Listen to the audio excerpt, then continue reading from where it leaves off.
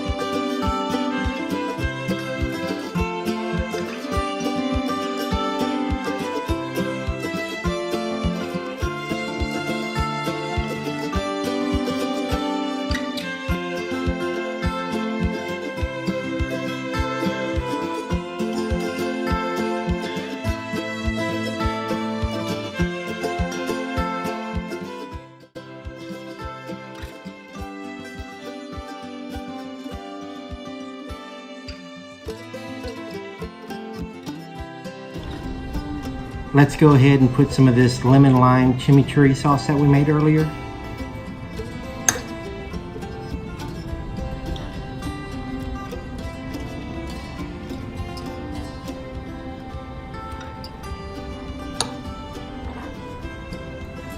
Let's give that a taste.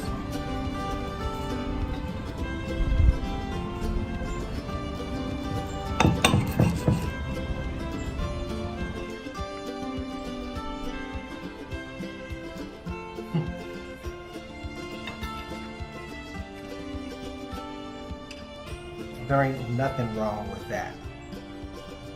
That chimichurri sauce is so freaking awesome.